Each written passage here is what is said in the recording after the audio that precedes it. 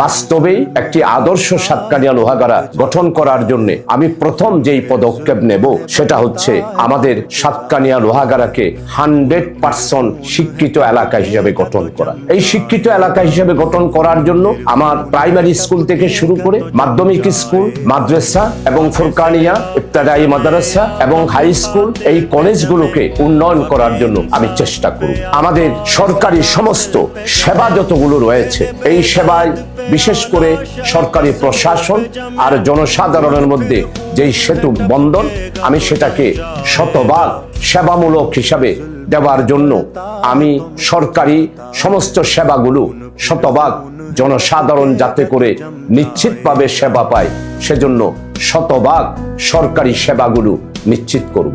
3 নম্বরে আমি যেটা করব সেটা হচ্ছে আমাদের আইন শৃঙ্খলা পরিস্থিতি। আপনারা জানেন আমাদের সাতকানিয়া লোহাগাড়া নয়, সারা বাংলাদেশে আইন শৃঙ্খলা পরিস্থিতি অত্যন্ত নাজুক, যার কারণে প্রতিটা গ্রামে গ্রামে, প্রতিটা মহল্লায়, প্রতিটা উপজেলায় সব জায়গায় আইন শৃঙ্খলার অবনতি হয়েছে।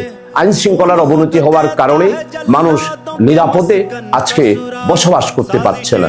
এই জন্য সাতকানিয়া লোহাগাড়ার মানুষ যাতে নিরাপদে নিশ্চিন্তে তাদের নাগরিক অধিকার প্রতিষ্ঠিত করতে পারে, সেই জন্য আমি আইন শৃঙ্খলা পরিস্থিতিকে আমার প্রশাসনের আইন শৃঙ্খলা বাহিনী সেখানে যারাই রয়েছে সংশ্লিষ্ট তাদের সহযোগিতা নিয়ে আমি আইন শৃঙ্খলা পরিস্থিতিকে উন্নয়ন করার জন্য, উন্নীত করার জন্য আমি চেষ্টা করে যাব।